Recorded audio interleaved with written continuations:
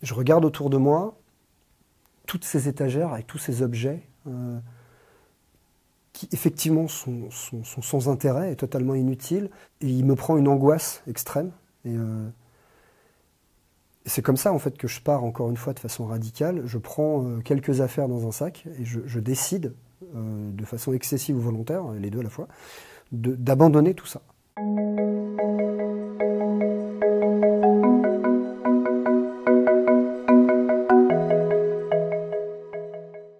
Alors bonjour, moi c'est Ludovic. J'ai fait un passage par le monde de la publicité et j'ai surtout travaillé pas mal d'années pour l'offshore pétrolier. Aujourd'hui j'ai créé mon entreprise pour faire de l'énergie renouvelable, spécifiquement du photovoltaïque. Eh bien Ludovic, on va d'abord commencer par parler du tout début de ta vie, c'est-à-dire ton enfance. Est-ce que tu peux me dire où est-ce que tu as grandi? Alors j'ai grandi en région parisienne, à Châtillon-sous-Bagneux, dans le 92. C'est là où je suis né. C'était une petite banlieue, ceci dit, tranquille de Paris. Et ta famille, est-ce que tu peux m'en parler un petit peu? Jusqu'à tes 13 ans, tu as vécu avec ta famille, comment dire, tes géniteurs, on va dire. Est-ce que tu peux me parler un petit peu de ça? Comment ça se passait, l'ambiance à la maison? Bon, ça se passait plutôt bien. Ma mère travaillait à l'INSEE, à l'Institut national des statistiques et des études économiques. Je crois que c'était... j'ai peu de souvenirs, mais c'était vraiment une femme formidable, qui était très aimante et très attentive et très douce, qui a été frappée d'un cancer du sein qui s'est généralisé. Elle a été soignée à l'Institut Gustave Roussy et elle est morte assez peu de temps après avoir commencé à contracter le cancer. En réalité, ça a été assez rapide. J'ai assez peu de souvenirs en réalité de mon père. J'ai eu des interactions un peu différentes avec lui. Je crois globalement que j'ai pas eu une enfance particulièrement maltraitée ou maltraitante, mais j'ai pas forcément une enfance non plus ultra simple. Voilà, on était en banlieue parisienne. J'étais, je crois, un enfant assez volubile et j'avais déjà envie de faire des quantités de choses de ma vie. J'écoutais pas ce qu'on me disait et j'avais déjà un problème avec l'autorité, je crois. Et ta maman, tu me dis que tu as peu de souvenirs parce que c'était à quel âge qu'elle est décédée? Elle est décédée quand j'avais à peu près 12-13 ans. Et ta sœur? Tu as une sœur? J'ai une sœur. Et dis-moi, comment ça se passe avec elle? J'ai une sœur qui est partie après le décès de ma maman. Elle a été confiée à une partie de la famille que je connais très peu aussi, qui habite au Canada, et donc elle est partie, elle, vivre au Canada. J'ai plus d'interaction avec elle depuis. Et toi, alors, à 13 ans, tu vas aussi partir, tu vas prendre ton indépendance très vite. Qu'est-ce qui va se passer? Est-ce que tu peux expliquer un petit peu? Bon, bah là, c'est des moments un peu violents, en fait, pour moi. C'est un des premiers moments vraiment violents de ma vie. Surtout pour l'âge d'enfant l'enfant que j'étais. Très vite après le décès de ma mère, mon père nous présente une nouvelle femme. Et ça, c'est pas bien passé du tout. Moi, je décide du coup je fais fi un peu de comment ça s'est passé dans le détail, je crois pas que ce soit intéressant. À ce moment-là, moi, je décide de prendre mon envol. Il paraît, ou on me dit que je suis un grand garçon maintenant et que je vais gêner ce jeune couple, et donc du coup, je décide d'en prendre acte et de partir. Et je pars en deux temps. Je pars d'abord chez mon meilleur ami qui habite pas loin. C'est ce qui fait que d'ailleurs, dans cette glissade-là, ça n'inquiète pas mon père, puisqu'il sait ou il croit savoir que je suis pas loin, chez mon ami d'enfance. Et je vais beaucoup plus loin que ça, puisque je finis par partir de la région parisienne, de façon un peu improbable, à pied, et je marche pendant, mais vraiment très très longtemps. Et je tombe dans un espèce de flou. C'est très étrange parce que c'est vraiment un moment. Je fais du stop, voilà, c'est très improbable, surtout à cet âge-là. Et je finis par arriver à un endroit. Je me rends compte qu'on est dans le Jura, mais bien après. Donc je fais quand même une sacrée distance. Et là, je tombe dans une famille avec laquelle je vais rester pendant pas mal de temps en fait, jusqu'à la fin de mon adolescence en fait. Est-ce que tu te souviens de comment ça s'est passé? C'est-à-dire qu'ils t'ont vu, ils ont dit mais qu'est-ce que tu fais? Ouais, c'est exactement ça. Bernadette, dans une 4L vert pomme, s'arrête et voit un gosse, quoi, au bord de la route. Je suppose par instinct maternel s'arrête, me demande ce que je fais là, à cette heure-là. Je crois qu'on est le soir, très tard. Moi, naïf, je monte dans la voiture aussi, mais finalement, la personne est très bienveillante. Hein. Elle m'amène chez elle et elle me pose des quantités de questions auxquelles je ne sais pas répondre. Je suis abasourdi juste par... C'est un peu comme un grand flou de plusieurs jours qui venait de se passer. Et par itération de questions, de déboires, d'éléments divers, on finit par...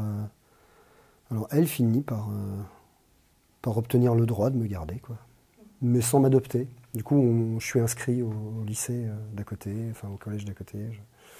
Voilà. Et l'endroit où tu as atterri, c'était une ferme équestre. Ouais, tout à Est-ce fait. que tu peux me parler un petit peu voilà, du quotidien, parce que c'était pas une maison comme les autres, tu étais entouré de chevaux. Comment ça se passait quand tu étais jeune, la vie là-bas dans cette nouvelle famille, si je puis dire? Alors c'est une vie qui est radicalement différente. Quand j'arrive là-bas dans cet endroit, donc c'est une ferme équestre, c'est radicalement différent de toute la vie que j'ai connue de toute mon enfance. On est dans des gigantesques espaces, en plein milieu de la nature, avec des chevaux, il n'y a quasiment pas de béton nulle part, à part les maisons en pierre. Il y a une vie effervescente de 6h du matin à 23h, de gens et de palefreniers qui savent faire autour. On est dans un endroit où c'est un centre de compétition pour former des chevaux pour du saut d'obstacle ou du dressage. Très vite, il faut que je gagne ma pitance. Donc très vite, il faut que j'apprenne à monter à cheval et que j'apprenne à dresser des chevaux, quoi. Et t'as aimé ça quand t'étais petit, ce contact comme ça avec les chevaux Le vrai contact que moi j'ai adoré, c'est surtout celui de toutes les machines agricoles et de démonter des choses, que j'aurais pas forcément dû démonter d'ailleurs. Il y a quelques moments très, très, très épiques de démontage de moteurs asynchrone à la meuleuse, où je me souviens d'une torgnole peut-être bien méritée. Le monde équestre en lui-même était une sorte de... je crois que pour l'ado que j'étais ou que je suis devenu dans ce milieu-là était une vraie chance, parce que c'était le goût de la compétition, tout en étant entouré par des gens bienveillants, sans que ça soit extrême ou excessif, mais avec un goût amer de pas y aller nous-mêmes. Ce qui s'est passé dans le temps, c'est que je travaillais des chevaux, mais pas pour que moi je puisse sortir en concours. Et je sais pas, en toute transparence, si c'est parce que j'avais pas le niveau ou si c'est parce que c'était vraiment pas mon travail. Mais du coup, j'ai aussi développé une sorte de goût de la frustration, parce que moi, j'avais envie d'aller ressembler aux grands cavaliers qui me passionnaient, qui étaient mes héros et mes idoles, en fait, qui étaient devenus mes héros et mes idoles. Et je pouvais pas y aller. Et il y avait cette espèce de frustration qui a été fabriquée. Et en fait, je réalise à ce moment-là que je vais pas faire ça toute ma vie, que je vais pas continuer à monter 4, 5, 6, 8 chevaux par jour. Et à l'époque, quand tu as 17, 18 ans, 19 ans, tu vois, tu te dis à 30 ans, j'ai pas envie de faire ça. Et je me dis vraiment ça. Je me dis dans 10 ans, est-ce que tu as envie de faire ça tous les jours? Tous les jours, tous les jours? Et la réponse, c'était non. Et donc là, qu'est-ce qui se passe? Tu reprends ton sac à dos et tu t'en vas? Et je reprends mon sac à dos et je m'en vais. De nouveau. Et tu m'avais dit que à ce moment-là, tu avais entre autres l'envie de paillettes. Donc l'envie de paillettes, qu'est-ce que c'est concrètement? Qu'est-ce que tu voulais à cet âge-là quand tu as quitté cette ferme? J'avais envie de briller et ouais, c'est ça, j'avais envie de paillettes, strass paillettes. Pour le dire simplement, j'avais envie de reconnaissance, qui n'est pas la reconnaissance des pairs parce qu'on accomplit quelque chose, qui est celle qui finalement, c'était presque un peu prématuré, mais qui est celle qu'on a aujourd'hui avec les réseaux sociaux et les téléréalités parfois, juste une forme de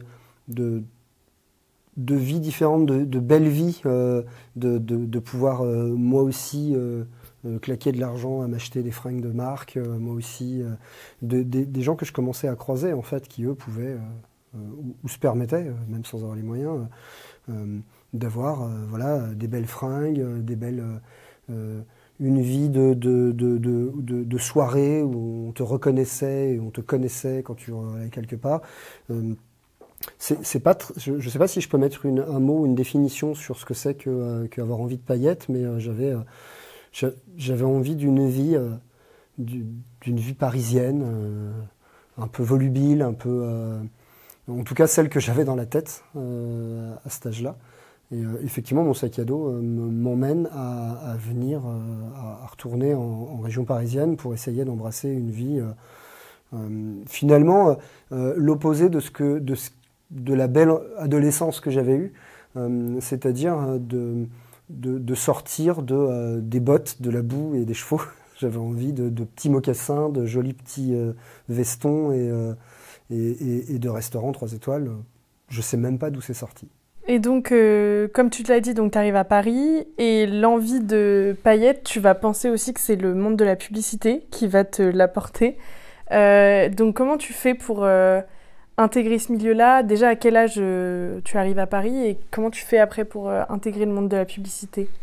Alors, j'identifie que ma vie de Strass-Paillettes va se faire dans le monde de la publicité pour une raison très simple. C'est que de tous les milieux que je crois, dans lequel je crois que je vais pouvoir me caméléoner un peu, dans lequel je vais pouvoir faire le caméléon ou faire illusion, le monde de la mode est inaccessible ou ça m'intéresse absolument pas. Le monde de la photo, du cinéma, ça demande des vraies compétences techniques en fait, hein. Donc c'est pas concevable. Et donc je sais pas pourquoi j'identifie le monde de la publicité, tout à fait à tort d'ailleurs, comme un monde dans lequel ça va être facile d'aller faire illusion et de jouer les caméléons. Et donc j'identifie ce milieu-là et j'identifie 2-3 agences parisiennes dans lesquelles j'ai envie d'aller briller, puisque c'était ça l'idée. Et pour intégrer ce milieu-là, je me renseigne un peu, je regarde autour de moi, et en fait, ce qui semble être dans l'air du temps, c'est d'avoir de l'expérience, c'est d'avoir de la bouteille, c'est d'avoir du bagou surtout. Et ça, j'en ai déjà à l'époque. Et je fais un CV bidon, quoi. Ça me semble finalement à l'époque tout à fait naturel et normal de m'inventer une vie et une histoire pour pouvoir rentrer dans des jolies agences parisiennes. Alors, j'arrive pas à intégrer les grandes agences comme TBW ou Publicis évidemment, mais j'arrive quand même à me faire embaucher dans une petite boîte à Boulogne qui au début croit voir en moi un petit gars qui en veut et qui va bien. Bon, je fais pas illusion longtemps, hein. Et qu'est-ce que tu avais inventé à l'époque pour rentrer dans cette agence? Bon, j'invente un parcours en fait. J'invente un parcours à l'école de Penningen que j'avais identifié comme étant l'école de design de l'époque et un parcours de freelance pour quelques éléments publicitaires qui suffisent pour dire je suis un graphiste confirmé qui peut devenir directeur artistique. Ce que je ne suis jamais devenu, étant donné qu'il faut quand même, en fait, en réalité, un peu de talent et surtout un peu de savoir. Alors, je ne suis pas pour autant complètement dans le faux. Alors, je suis complètement dans le faux, dans l'histoire et dans le passif, mais je vais quand même me donner les moyens des ambitions et de l'illusion que j'ai envie de donner. Donc, je vais prendre des cours du soir pour apprendre à faire, utiliser les logiciels comme Photoshop, Illustrator, la base de ce que toutes les agences de com utilisent à l'époque, Quark Express, tout ça. Et puis j'en prends beaucoup, hein, c'est tous les soirs, c'est 3 heures par soir. Je prends des cours le week-end d'histoire de l'art, j'essaye de me documenter, j'achète des bouquins, je dépense effectivement une vraie petite fortune que je gagne difficilement et la semaine en travaillant dans les agences et le week-end aller travailler au McDo pour me faire un peu plus de fric parce qu'au début t'es payé au lance-pierre. Et je dépense toute ma fortune dans un minuscule appartement parisien évidemment, bon ça fera rire tout le monde ou pas, et dans des quantités de bouquins à l'époque. La Fnac, je ne sais pas si on peut la citer, mais avait des grands rayons à la Fnac Montparnasse qui me passionnaient, moi, sur des bouquins de designers et de graphistes américains avec des quantités de styles de design différents qui me permettent de faire, en tout cas, d'essayer de m'imprégner de quelque chose, de ce que c'est que du design et du graphisme. J'ai l'impression que je débarque, hein, j'arrive là-dedans, et qu'effectivement, j'ai aucune notion de tout ça. Mais je me donne quand même les moyens, effectivement, d'aller tenter de faire illusion, quoi. Et au final, ça t'a plu quand t'as appris à découvrir ce milieu? Ouais, ça m'a beaucoup plu. Sur la partie... en fait, c'est la partie d'apprentissage, à chaque fois, qui me plaît beaucoup. Ça m'a beaucoup plu à l'époque de me challenger pour me dire je suis capable de m'en sortir et je suis capable de le faire. J'apprends des choses. J'y suis pas resté longtemps, j'y ai pas trouvé ma place parce que finalement, dans le temps, ce qui se fabrique, c'est effectivement, alors c'est un peu le paradoxe de comment j'y suis arrivé, mais c'est très très faux. En tout cas, à l'époque, dans le milieu dans lequel je suis et les agences que je fréquente, tout est très faux. Le rapport aux gens est faux, le rapport aux clients est très faux, le rapport au monde est tout à fait faux. Et il y a quelque chose en fait qui est tellement violent dans la dissonance cognitive qui est en train de m'emplir que ça dure pas très longtemps en fait. Avant de parler donc du moment où tu es parti, est-ce que au départ quand tu as commencé, que voilà, tu as commencé à dépenser ton argent dans un loyer, etc., est-ce que tu te disais ok là ça y est je suis dans les paillettes, la pub ça m'a apporté ce que je cherchais, ou est-ce qu'au final c'était un peu la désillusion, enfin je sais pas. Au moment où je commence en fait, c'est-à-dire qu'au bout de quelques mois, malgré le fait que les 2 premières agences dans lesquelles je travaille, enfin il y a surtout... cette petite boîte parisienne qui est devenue une grosse boîte maintenant et qui m'a fait confiance, voilà, dans laquelle j'ai pas fait illusion très longtemps, mais qui ont quand même conservé le petit bonhomme que j'étais et qui m'ont fait confiance et qui m'ont aidé aussi à me former, alors qu'ils m'ont pas mis à un poste de graphiste ou de directeur artistique. Hein, j'ai commencé d'ailleurs à gérer des projets et des équipes à ce moment-là, puisque finalement c'était là-dessus que j'étais peut-être meilleur que comme art director. C'était sympa quand même le départ parce qu'il y avait l'accomplissement de quelque chose. J'avais tout quitté, moi, le cavalier, le cutéreux, le mec qui était rien, ou en tout cas c'était l'impression que je me donnais à moi-même de l'époque, qui avait envie d'autre chose, qui avait envie d'exister dans un milieu parisien. J'arrive, j'ai un petit appart, quel qu'il soit, on s'en fout, n'empêche que j'ai un appart en plein milieu de Paris. Je vis voilà, face à Porte-Maillot, sans vis-à-vis sur mon appartement, ce qui est quand même pas dégueulasse. On fréquente des bars et des boîtes plutôt branchées, du côté du Louvre, tout ça. Ouais, au début, il y a une vraie sensation acidulée. Il y a une vraie sensation d'accomplissement avant que ça bascule dans ma tête. Ouais. J'ai l'impression que j'arrive à faire quelque chose et que j'ai trouvé ma place,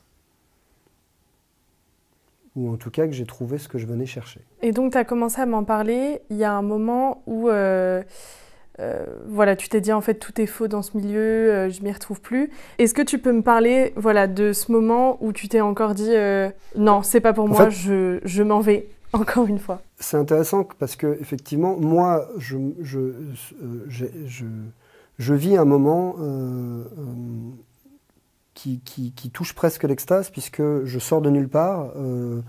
Je démarre dans ce milieu-là en partant de rien et avec une histoire pipotée dans laquelle je me donne les moyens d'exister au milieu de tous ces gens et dans lequel j'arrive à exister.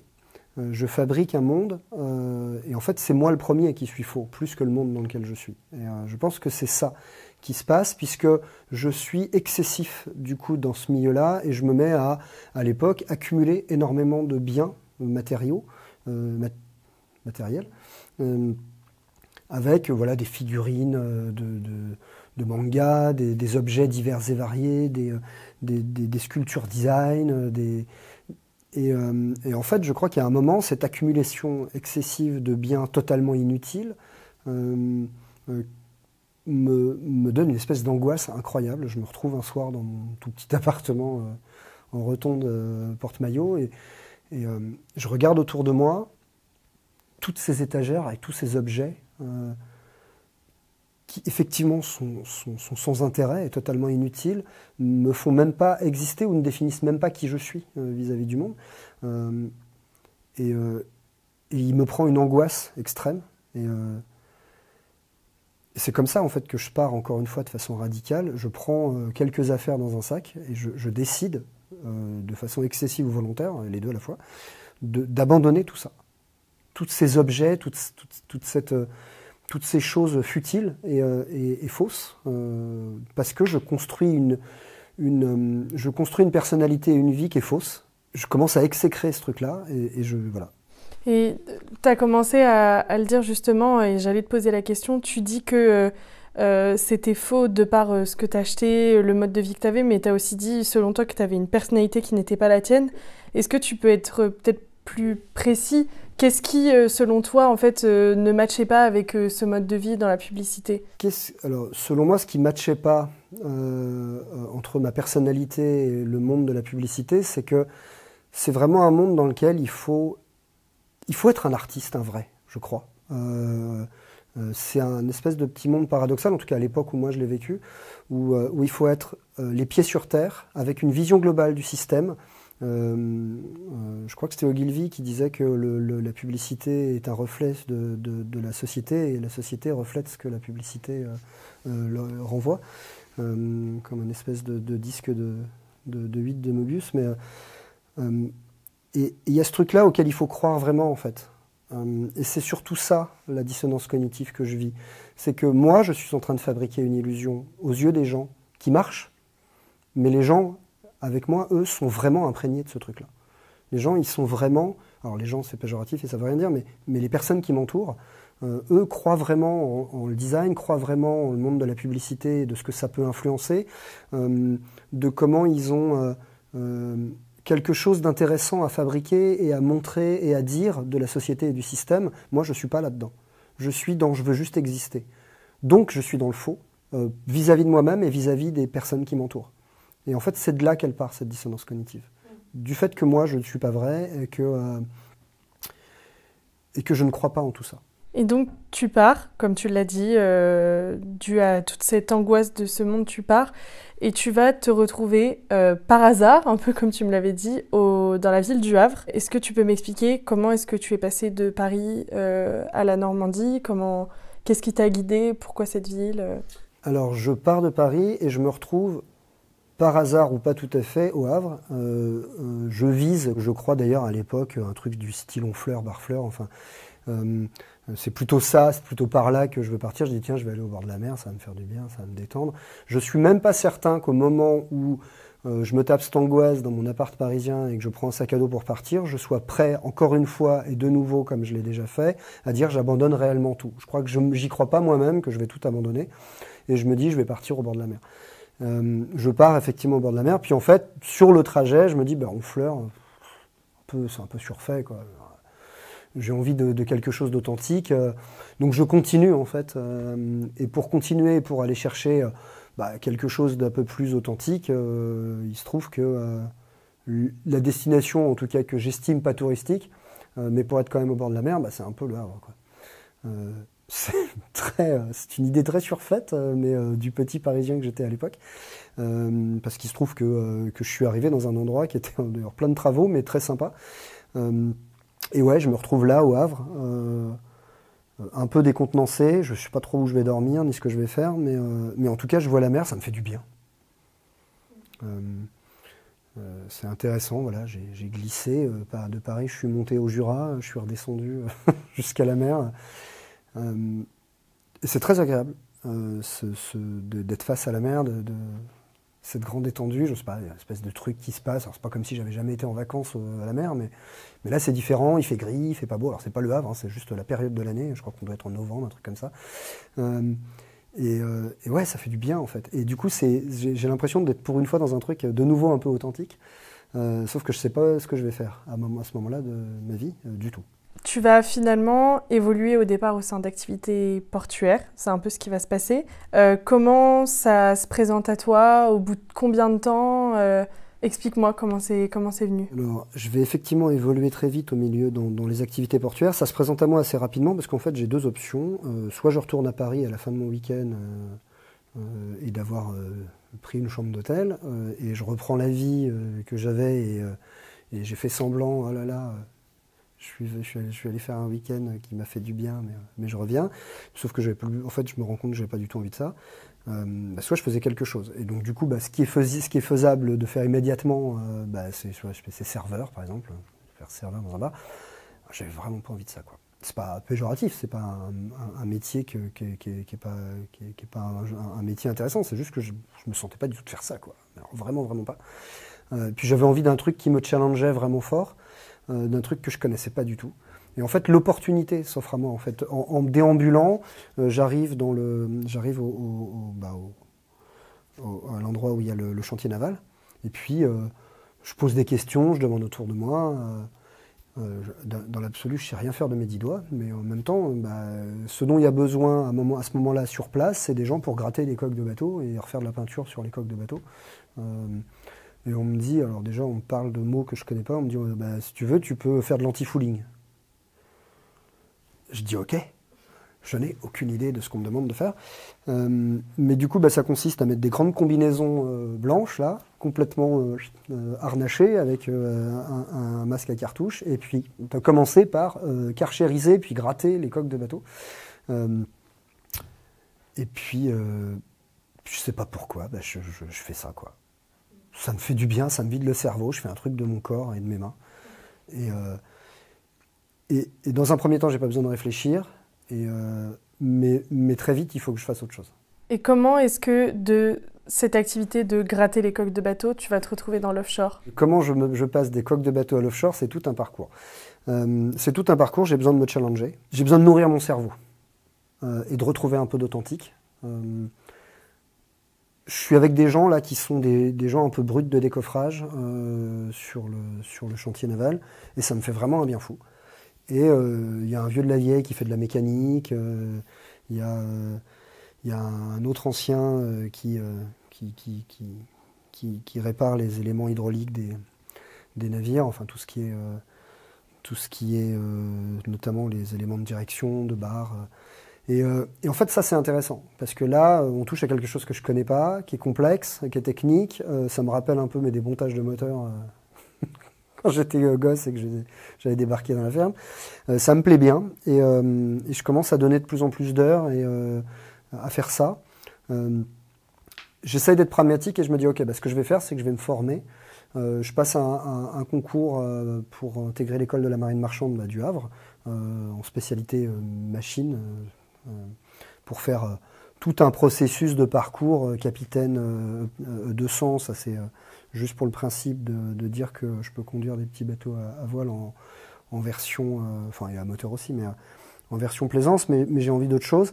Donc du coup, à l'ENSM, je fais un parcours machine, voilà, où je fais mécanicien, alors c'est des jauges, mécanicien 750, puis le mécanicien 3000, puis le mécanicien 15000, qu'il faut valider par des temps de navigation. Et là, les gens qui m'embauchent, enfin les premières personnes qui veulent bien de toi, quand tu débarques de nulle part, c'est des gens à la pêche. Et donc du coup, j'embarque sur des navires de pêche pour aller faire mes heures de navigation pour valider les diplômes. Ça me plaît bien. Je suis pas du tout au niveau. Franchement, les mecs, c'est des warriors. Ils envoient. Mais ils sont d'une tolérance incroyable avec moi. Alors, je me tape aussi des mal de mer tout à fait stratosphériques. Et là, je découvre aussi un autre truc, un truc qui me fait du bien et qui me prend vraiment au trip. C'est un espèce d'élan de solidarité réel et de rapport à l'autre d'une authenticité incroyable.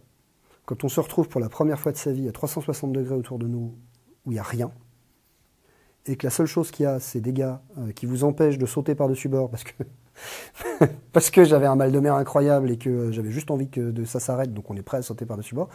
La sensation est quand même tout à fait particulière. Faut quand même savoir qu'à la pêche, on est payé à la part et que tout le monde va avoir une demi-part, une part, deux parts en fonction de son rang. Mais finalement, qu'on ait bossé ou pas, on a sa part. Donc quand je suis malade sur 15 jours de marée pendant 3 jours, j'ai pas 3 jours de paye en moins. Tout le monde va partager. Moi, je suis le troufion, donc j'ai une demi-part à ce moment-là, mais personne ne rechigne à ce que j'ai ma demi-part à la fin de la marée. Et ça me prend au trip. Et ça, je me dis, ok, je vais m'accrocher. J'ai pas le niveau physique pour le faire. J'ai peut-être même pas tout le niveau moral que ces mecs-là avaient, parce que franchement, ils en veulent. Mais, franchement, être sur un bateau en pleine mer, qu'est-ce que ça me plaît. Il y a un truc qui se passe, quoi. Et du coup, bah, je vais chercher plus loin, qu'est-ce que je peux faire avec ça, et qu'est-ce que je peux faire avec mes diplômes mécaniciens. Et du coup, bah, je vais commencer à aller travailler dans des navires de marine marchande. Mais finalement, c'est pas là où je suis le meilleur en personnel navigant. Par la force des choses et puis par curiosité, je contacte des gens, je lis aussi des magazines comme je fais sur le milieu que j'avais fréquenté avant. Je me renseigne beaucoup, je me documente beaucoup, je suis boulimique d'informations quant au milieu de la marine marchande. Et je tombe sur l'offshore pétrolier, offshore magazine, tout ça, sur toutes les compagnies autour de l'offshore et du pétrole, McDermott, Dreyfus, tout ça. Et je finis par décrocher un poste en opérationnel et non pas en personnel navigant. Donc en fait, je ne suis plus à gérer la partie du navire qui doit avancer, mais à gérer la mission, enfin à être parmi les gens qui font la mission, ce pourquoi le navire est en train d'avancer. Et ça, j'y trouve un truc, parce que là, c'est plus un job de chef de projet. Naturellement, et je ne sais pas ce qui se passe, je suis bon là-dedans. J'arrive très bien à m'organiser, à savoir le cerveau qui est connecté et câblé comme ça. Je bouffe énormément de bouquins honnêtement, sur la gestion de projet aussi. Mais ça me plaît vraiment, parce que je suis sur un bateau, au milieu de nulle part, et on gère des projets, notamment d'implantation, de déroulage de câbles.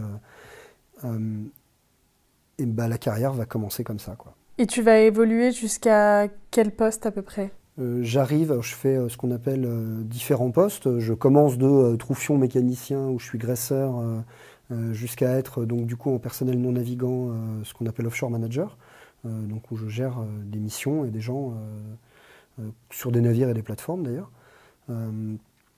Et puis il y a une petite boîte qui est devenue une très grosse boîte que j'aime beaucoup et qui a vraiment compté dans ma vie, alors que c'est la dernière boîte que j'ai fait à l'offshore, qui m'offre un poste vraiment improbable, à mon âge d'ailleurs, de superintendant, qui est un peu le directeur technique. Et voilà, donc j'évolue jusqu'au poste de directeur technique dans une compagnie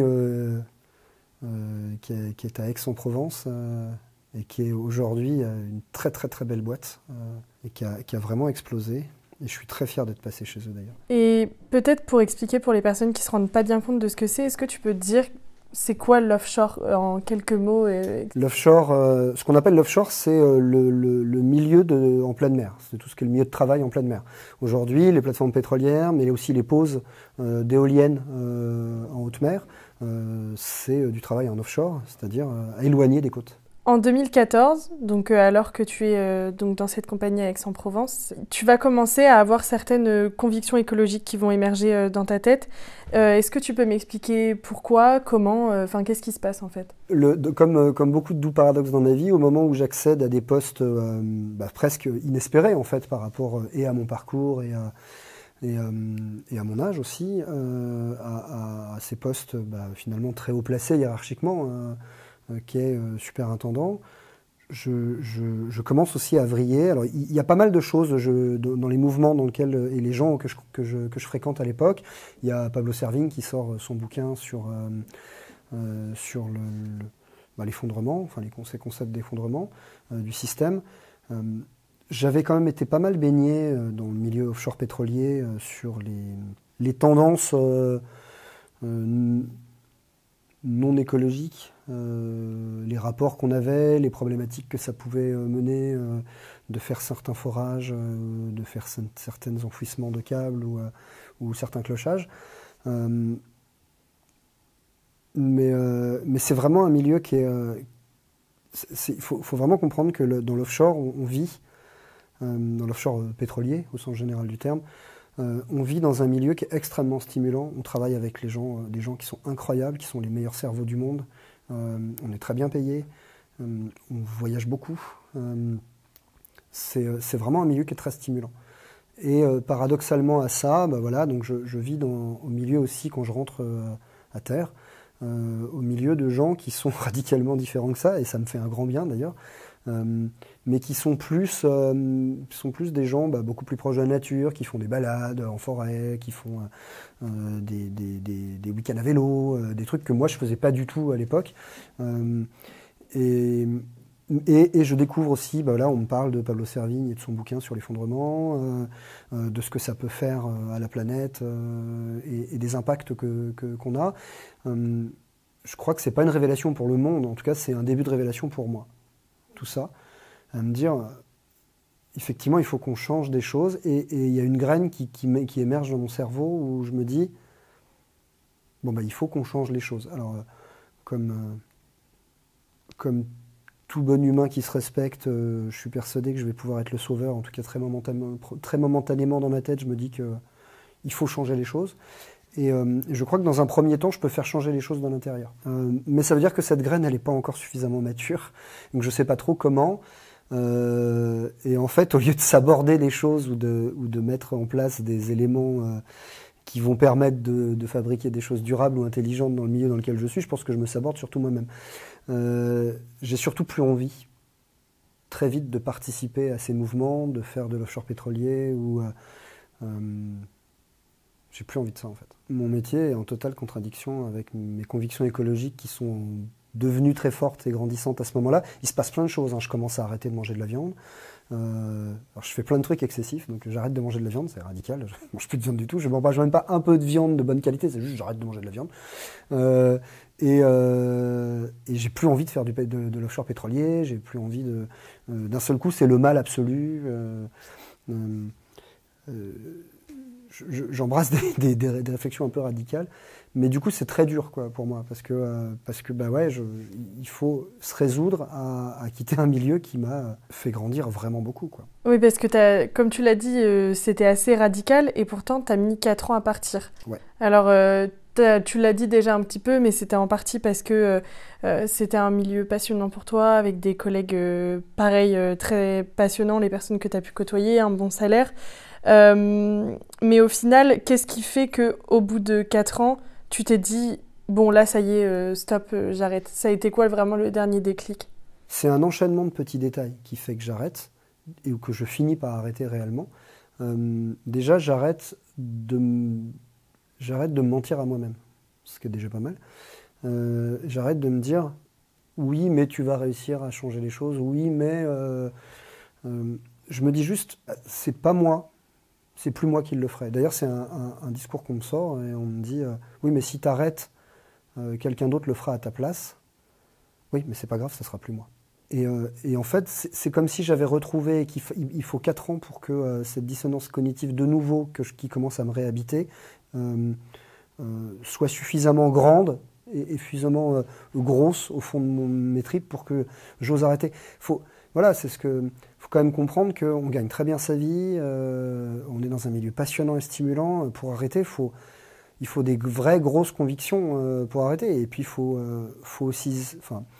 J'ai changé tellement de fois de choses dans ma vie qu'à un moment, j'étais aussi épuisé de savoir ce que j'allais faire. Et là, j'avais trouvé un milieu dans lequel j'avais ma place, j'avais une reconnaissance réelle, de par mon travail et de par un peu plus de 10 ans de travail là-dedans, 15 ans de travail là-dedans. Pour arrêter, il faut s'accrocher 2 minutes quand même. Il faut avoir une vraie conviction. Et en fait, elle finit par arriver, cette conviction, en me disant, ok, moi, ça y est, j'ai choisi que c'était plus moi. Et donc, lorsque tu décides officiellement de quitter ce travail, au début, tu ne savais pas vraiment vers quoi aller. Alors, comment tu vas faire pour trouver ta nouvelle voie professionnelle ? Ça, c'est vraiment un moment dont je me souviens très très clairement, pour une fois. Pour une fois, dans les transitions de ma vie, celui-là, je m'en souviens très très bien. On est vraiment dans un doux paradoxe. Parce que j'arrête, et c'est très angoissant aussi d'arrêter, même si j'ai très bien gagné ma vie, que j'ai un peu d'argent de côté, et que du coup c'est moins ce côté-là qui va me stresser. Il y a quand même le qu'est-ce que je vais faire, quoi. Et puis il y a ce côté vraiment agréable, oui, je vais le dire comme ça. Il y a une belle page blanche devant. Finalement, je peux faire ce que je veux, quoi. C'est un joli moment pour moi dans ma vie. Enfin, j'ai envie de le dire comme ça ou d'oser le dire comme ça, parce que j'avais envie de faire des choses, je les ai faites, je me suis donné les moyens d'y aller. Et je me rends compte que je sors de nulle part, j'ai pas fait d'études, j'ai repris des cours sur le tard. À chaque fois que j'ai voulu faire quelque chose, j'ai été boulimique, un peu de travaux, mais je m'en suis sorti et j'ai réussi à m'inscrire dans les choses dans lesquelles j'avais envie d'aller. Et donc, pour une fois, je me fais confiance. Et je me dis, tu peux faire tout ce que tu veux. Et si tu veux le faire, tu y arriveras. Et je crois vraiment en ça. Mais en même temps, j'ai pas envie de foutre toutes ces années de ma vie complètement en l'air. Et j'avais déjà cette appétence au milieu du monde du pétrole pour le concept et la conception du monde des énergies. Et en fait, c'est un peu comme la face cachée du Rubik's Cube. Du coup, j'ai envie de rester dans le monde des énergies, mais du côté des énergies propres, des énergies d'avenir, des énergies de demain. Rien n'est jamais parfait, rien n'est jamais ultra propre encore aujourd'hui, rien n'est idéal, mais il y a un moment où on peut croire qu'avec des vraies convictions, on peut y aller. Et c'est cette idée-là qui commence à émerger pour aller fabriquer la suite. Et parmi le monde des énergies propres, tu vas choisir le photovoltaïque. Est-ce que tu peux m'expliquer pourquoi ce choix ? Parmi les convictions que j'ai sur le monde des énergies, parce qu'on est tous plein de convictions et moi le premier, je vais chercher quelque chose qui me reste accessible et facile à mettre en œuvre pour une première place. J'avais envie d'aller plutôt vers... Du coup, je me suis quand même posé les questions d'aller sur les questions d'éoliennes, puisque je commençais à avoir des expériences sur l'onshore en ligne, d'ancrage et de la mise en place d'éoliennes en offshore. Que j'avais participé à des montages d'éléments, que je fréquentais des milieux comme General Electric qui fabriquait des pales à l'époque, tout ça. Mais je me suis dit, ok, tu pars de nulle part, c'est très compliqué quand même à monter, il te faut vraiment beaucoup de recrutement, de compétences immédiates. Et puis j'ai piffé un peu aussi que si on voulait le faire en onshore, c'est-à-dire terrestre, ça sentait pas bon vis-à-vis du paysage, vis-à-vis de l'ancrage, vis-à-vis de... Et en fait, je suis tombé dans le photovoltaïque, alors entre guillemets, aussi parce que dans mon moment de paradoxe, j'ai été aidé un pote qui avait fait un joli projet d'une maison terre-paille et pour faire vivre cette maison terre-paille et aller jusqu'au bout de son délire, ne se connectait pas au réseau et donc on l'a fait comme un site isolé. Et ce qu'il y avait de plus simple à faire, de plus évident et aussi de plus accessible, c'était de l'électrifier par du photovoltaïque. C'est un peu comme ça que j'ai glissé dedans. On l'a fait. Il y a beaucoup de gens qui sont venus nous voir. Ah, comment vous avez fait? C'est génial. Comment ça marche? Est-ce qu'on peut le faire? Et ça m'a donné envie d'aller par là. Et donc, tu vas suivre une formation. Est-ce que tu peux me dire pourquoi? Enfin, j'imagine que tu as eu envie de te former parce que tu sentais que tu manquais peut-être un peu de compétences, mais quelle formation tu as suivie concrètement et qu'est-ce que tu vas apprendre que tu as apprécié? À partir du moment où je choisis d'aller là-dedans et d'embrasser cette filière du photovoltaïque, comme à chaque fois que j'ai changé de vie, j'ai envie de dire, il faut absolument que j'aille assouvir ma boulimie d'informations. Et que je me sente légitime. Parce que je crois que c'est vraiment ça que je ressens au fond de moi. J'ai besoin de me sentir légitime pour rentrer dans un milieu. Et donc du coup, oui, il va falloir que je me forme. J'achète des bouquins. Je ne sais pas si on peut citer le bouquin de Gérard Moine, je crois qu'on peut parler de Gérard Moine, qui a été mon livre de chevet pendant un bout de temps, qui a été corné, annoté et même déchiré malgré moi dans plein d'endroits. Je décide de me former. C'est très compliqué à ce moment-là de trouver des centres de formation. Il n'y a pas de RNCP, c'est-à-dire il n'y a pas de formation au répertoire des métiers. Il faut embrasser plein de choses. De l'électricité, ça je connaissais. Mais il y a aussi les notions de couverture, les notions de travail en hauteur. Et puis il y a aussi toute une notion, je décide de faire un truc qui est complètement novateur pour moi, c'est-à-dire de créer une boîte. Donc il y a aussi des notions de comment on crée une entreprise, il va falloir embaucher du monde, qu'est-ce que ça veut dire, qu'est-ce que ça implique. Enfin, c'est quand même, c'est toujours pareil, c'est agréable, acidulé et en même temps très angoissant. Et donc du coup, il faut que je trouve un centre de formation digne de ce nom, un truc solide, un truc qui a de la réputation. Je me renseigne un peu autour de moi. Il existe quelques centres de formation à ce moment-là, mais il y a l'Institut national de l'énergie solaire. le truc qui se trouve dans les locaux du CEA. L'histoire de rajouter un peu de crédibilité. Je décide d'aller embrasser ce truc-là. Je commence à contacter la Terre entière. Je suis connu de personne, je ne connais personne dans ce milieu-là. Je commence à contacter la Terre entière. Je fais un peu de forcing. Alors, je fais pas de faux CV, hein, je fais pas de trucs bidons cette fois-ci, mais je dis que j'ai envie de rentrer dans ce milieu-là, que j'ai envie de me former, que j'ai envie d'y aller. Et puis, je commence à rencontrer des gens de l'INES qui me proposent un parcours de formation. Et là, je claque toutes mes économies dans l'INES et je fais presque tout le parcours de formation de l'INES. Et je reviens sur un point que tu as abordé, c'est que toi, ton idée, c'était de monter ta boîte. Pourquoi est-ce que quand tu t'es dit je vais me lancer dans le photovoltaïque, tu as eu envie de monter ta boîte plutôt que d'être salarié, par exemple, dans une entreprise? Je crois qu'avec tout ce que je venais de vivre et le parcours dans lequel je venais de baigner ces 15 dernières années à l'offshore, j'avais vraiment envie d'autre chose et j'avais vraiment envie de fabriquer quelque chose de mes opinions et de mes valeurs, ce qui est quand même un pari un peu risqué dans un milieu technique comme le photovoltaïque, de ne pas avoir commencé par des expériences de salariat. Mais toutes les boîtes sur lesquelles je me suis renseigné, que j'ai vues, je ne me voyais pas. Moi, je me suis dit, je vais faire quoi? Je vais faire poseur, je vais faire chef de projet, je vais voir que des bouts de la lorgnette. Finalement, j'ai juste choisi de me lancer dans l'aventure, en fait. J'ai choisi d'embrasser le côté de l'entrepreneur et de l'entrepreneuriat parce que c'est aussi une aventure en soi d'être entrepreneur. Et je crois que ça faisait partie du moment, c'était le moment où moi j'avais envie de cette aventure-là aussi. Donc, tu suis cette formation, tu finis cette formation, vient le moment officiellement de monter ta boîte. Je ne sais pas si tu l'as fait en parallèle, mais ce que tu m'avais dit, c'est que tu t'es débrouillé concrètement tout seul pour faire ta boîte. Est-ce que tu peux me parler de ça? Comment est-ce qu'on fait comme ça sans aide? Tu avais beau chercher de l'aide, au final ça répondait pas vraiment. Tu m'avais parlé des réseaux que tu avais essayé d'intégrer. Comment on fait comme ça pour monter une boîte de A à Z? Comment on fait pour monter une boîte de A à Z? J'ai cherché beaucoup de réseaux. J'ai cherché en fait à faire quelque chose qui s'inscrivait. Pour une fois, je savais que je voulais faire quelque chose. Enfin, pour une fois, je voulais faire quelque chose qui s'inscrivait dans la durée et qui allait être pérenne. Donc, j'ai été regarder tous les réseaux d'accompagnement aux entrepreneurs qu'on pouvait avoir. Dans lequel ça ne s'est pas forcément toujours très bien passé.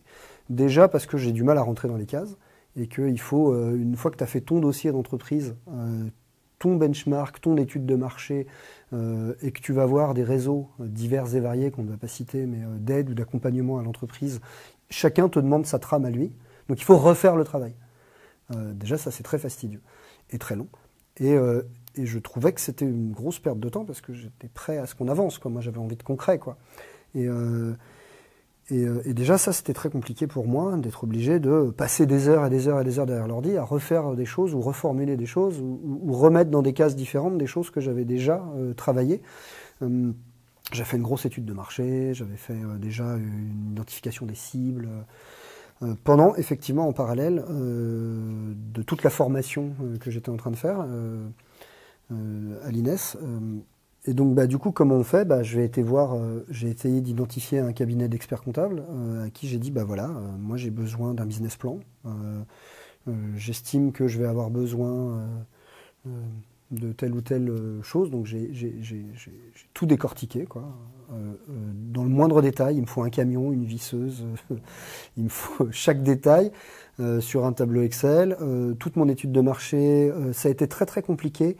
Je me souviens que ça a été une espèce d'énorme angoisse de transformer mon étude de marché en prévisionnel financier.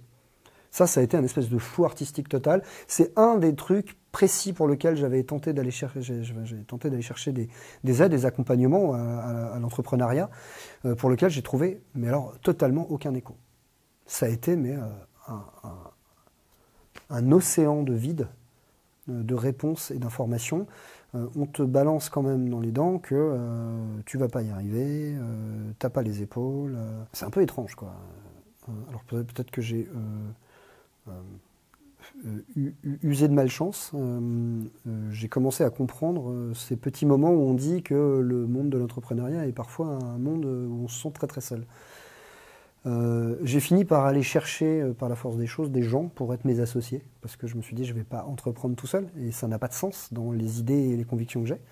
Et là, on a commencé à concrétiser des choses. Et au final, donc, vous avez réussi à monter cette boîte? Et on a monté cette boîte, on a monté une SAS. La partie montage de la boîte en elle-même, hein, c'est pas compliqué, hein, c'est déposer des statuts, c'est rédiger les statuts déjà, et les déposer au greffe. Bon, ça aujourd'hui, il y a la plateforme de l'INPI, c'est la partie simple de la création d'une entreprise. C'est tout ce qui va autour. Comment est-ce qu'effectivement on montre patte blanche, comment on fait la tournée des banquiers pour emprunter de l'argent, montrer qu'on est crédible, que le business plan qu'on a fait est viable. Comment on sort du lot? Comment est-ce qu'on va proposer quelque chose de différent? Parce que tout le monde te demande ça, qu'est-ce que tu vas proposer de différent par rapport à toutes les entreprises photovoltaïques qu'il y a déjà autour de toi? Et donc il y a plein de choses que j'ai fait dans ma vie qui m'ont servi, plein d'autres choses qui m'ont jamais servi à rien et que j'ai enfin mis en exergue. Justement, comment on fait une étude de marché, comment on étudie une cible, comment on leur parle. Ça, c'était pas inutile du coup. Mais après, il y a plein de choses sur lesquelles on n'est pas préparé. Comment on rédige un statut d'entreprise, comment est-ce qu'on fait un pacte d'associés, comment est-ce qu'on se met d'accord parce qu'au début, tout a l'air beau et tout a l'air rose. Comment on recrute nos premiers salariés. Comment tu fais pour les premières nuits où tu dors pas? Ça, il n'y a personne qui t'apprend à gérer ça. Et justement, tu as dit là dans ta réponse que voilà, il fallait, on t'avait dit qu'est-ce que tu vas faire de différent des autres, déjà qu'il y a plein de choses dans le photovoltaïque. Justement, elle a quoi de différent ta boîte? Quelle est sa spécialité? Je ne sais pas si c'est complètement différent, mais ça, c'est pas un facteur de différenciation par rapport vis-à-vis de la clientèle. C'est pour moi un facteur de fabrication d'une entreprise innovante. J'ai envie d'y mettre des facteurs humains très forts. On a parfois des moments tout à fait improbables dans cette entreprise que j'ai jamais vécu dans les boîtes dans lesquelles j'ai fréquenté. Moi, j'ai des prises de bec avec mes gars assez improbables, hein, comme si c'était mes potes d'enfance avec qui on s'engueule parce qu'on n'est pas d'accord. Mais c'est ok de faire des trucs comme ça, au contraire, parce que ça veut dire que tout le monde est impliqué, que tout le monde a cette espèce de truc qu'il prend aux tripes. On a à cœur d'avoir on appelle ça, nous, en interne, l'excellence opérationnelle. Mais en fait, d'avoir des process qu'on améliore en permanence jusqu'aux petits détails. Donc, des fois, on a des pétocasses qui ont passé une journée à réfléchir comment on refait un calpinage, juste pour pouvoir savoir comment est-ce qu'on va faire en sorte que les câbles ne touchent pas la toiture. Et tout le monde est impliqué dans un truc comme ça. Et c'est pas une journée où on perd de l'argent. Et c'est pas grave, en fait. On a aussi, il y a ces idées de payer correctement les gars, de les valoriser, de les considérer réellement, tous. D'essayer d'avoir quelque chose qui n'est pas ultra hiérarchique ou pyramidal. C'est ça qu'on dessine en interne. Ça, c'est une question de valeur. Vis-à-vis de l'externe, ce qu'on va vendre, c'est quelque chose qui est beaucoup plus long à mettre en place. C'est de la notoriété. Puisque aujourd'hui, nous, on assume complètement nos chantiers, on livre des chantiers sans réserve. Et quel que soit le problème qu'on puisse rencontrer sur un chantier, on viendra l'assumer, même dans le temps. Et puis aujourd'hui, on est en train de proposer un modèle novateur type SaaS, c'est-à-dire on ne vend pas de centrales photovoltaïques, on les loue. Et étant donné que la rénovation énergétique, c'est un peu le grand thème du projet dans lequel nous, on est ancré, et l'INES aussi, par exemple, en quoi est-ce que ton entreprise, elle est en lien avec la rénovation énergétique? Qu'est-ce que vous faites, vous, pour la rénovation énergétique des bâtiments? C'est au-delà de la rénovation énergétique, c'est le concept de souveraineté énergétique dont il faut parler et qui est très intéressant. Et ça fait partie des choses dont on parle beaucoup justement avec l'INES et dans les cours que je donne aussi à l'INES aujourd'hui.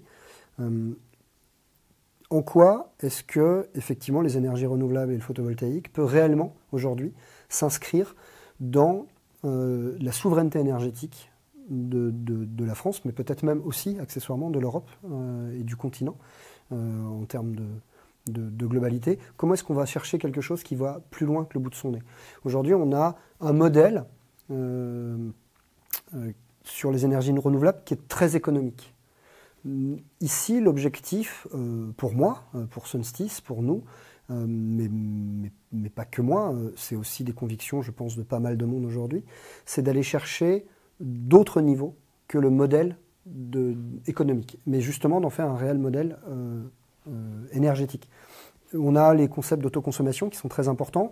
Ils ont plusieurs facteurs et plusieurs leviers. Celui de soulager le réseau, notamment. Le réseau, notre réseau électrique, c'est un bien commun qu'il faut dont il faut prendre soin, vraiment.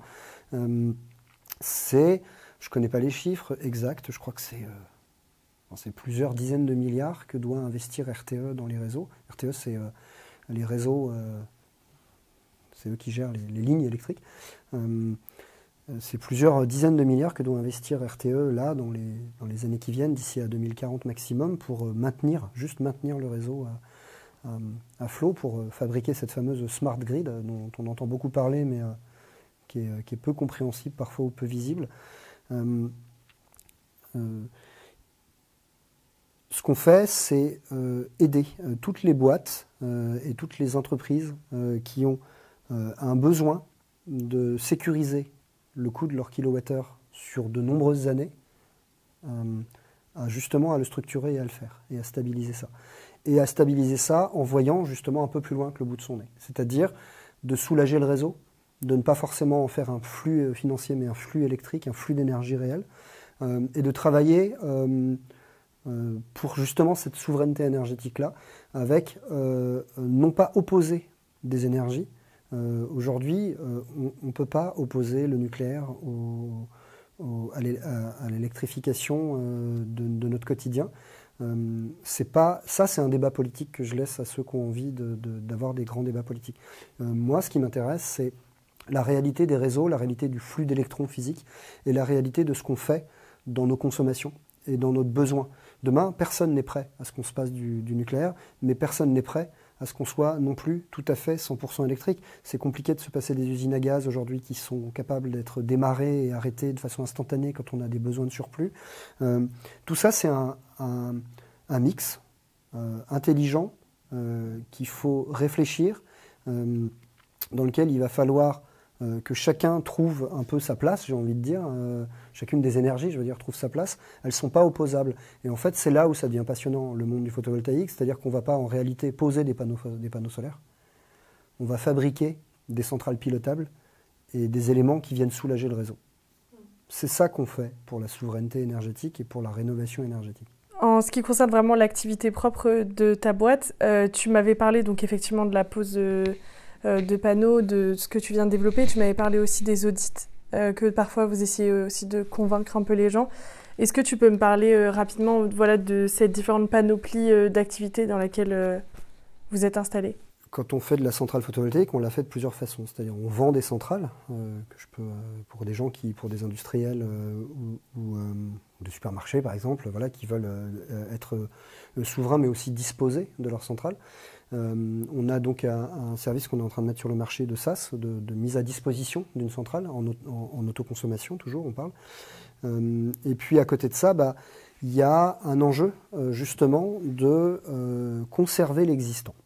On fait des centrales maintenant de façon un peu industrielle et professionnelle depuis 2008. Alors je ne parle pas de SunStitch, je parle de la filière. Mais ces centrales-là, elles ont commencé à vieillir. Elles commencent à avoir besoin qu'on s'occupe d'elles. Mais par contre, elles existent dans le paysage énergétique français. Donc en fait, on ne peut pas juste dire « oui, c'est pas grave, on les laisse se dégrader » ou au contraire, en face, « oui, tant pis, on les enlève ». Elles existent aujourd'hui, les agrégateurs et le réseau, RTE, Enedis, Géredis, en fonction de là où ils sont, enfin qui que ce soit, comptent sur ces apports énergétiques parce qu'aujourd'hui, c'est intégré dans le réseau électrique. Donc en fait, il y a un enjeu de souveraineté énergétique, de les maintenir, de les concevoir, et en fait, il y a une vraie question de comment on les rénove. Est-ce qu'on dégage tout et qu'on remet du neuf, ou est-ce que justement, on essaye d'être un peu plus subtil que ça, et que on réfléchit avec un audit digne de ce nom autour de ça, à comment est-ce que on les remet dans un état quasi équivalent au neuf, sans avoir à tout changer. Il y a des modules qui ont été fabriqués, des onduleurs, qui sont encore fonctionnels, qui sont réparables, qui sont entretenables. On change quelques câbles, on évolue quelques éléments, on switch quelques modules, mais du coup, on n'est pas obligé de tout jeter. Et il y a tout un enjeu là-dessus, sur quantité de centrales qui ont été faites et qui sont encore en train d'être faites aujourd'hui, ça sera le cas demain, sur ces enjeux-là. Au-delà du coût de rénovation, il y a vraiment un enjeu justement de sauvegarde du matériel, de conservation, de compréhension du fonctionnement, et donc tout un genre d'enjeu d'audit autour de ces centrales-là. Et toi, cet enjeu d'audit, comme tu dis, d'entretenir, de rénover ces anciennes centrales, c'est ce que vous faites principalement avec ton entreprise? Oui, aujourd'hui, c'est une des grosses spécificités de Sunstys, c'est effectivement l'audit et la rénovation de centrales existantes. En dehors de ton entreprise, tu es aussi devenu formateur à l'INES, là où on se trouve. Est-ce que tu peux m'expliquer comment un petit peu ça s'est présenté à toi rapidement, mais surtout ce que toi tu aimes en fait dans le fait de transmettre tes connaissances et d'avoir ce rôle de formateur? De élève, je suis passé formateur parce que pour deux raisons en fait. Parce que déjà dans mon besoin de boulimie d'information et d'apprendre des choses, j'ai quand même identifié que la filière photovoltaïque avait un vrai besoin de structurer, de process sur de la maintenance et du diagnostic de panne et du suivi et du rétrofit, ce qu'on appelle. Et du coup, ça m'a vraiment passionné parce que c'est un peu plus complexe et un peu plus technique aussi que juste de faire de la centrale neuve, ce qui n'est pas péjoratif. Mais moi, ça me passionne de faire ça. Et donc, du coup, il y avait aussi cet enjeu de transmettre ce savoir et ces connaissances que j'acquiers et que j'accumule sur le terrain et que je donne aussi à mes équipes au quotidien, de les transmettre à d'autres. Et c'est imposé à moi cette espèce d'envie de donner quelque chose aux autres, sans retenue et sans me dire que je formais des concurrents, parce que c'est pas important en fait. Parce qu'aujourd'hui, il y a des vrais besoins d'échanger, d'être ouvert et d'être transparent et de faire monter en compétence tout le monde, tous ensemble. Autant je donne, autant ça m'enrichit réellement aujourd'hui de donner des cours à l'INES.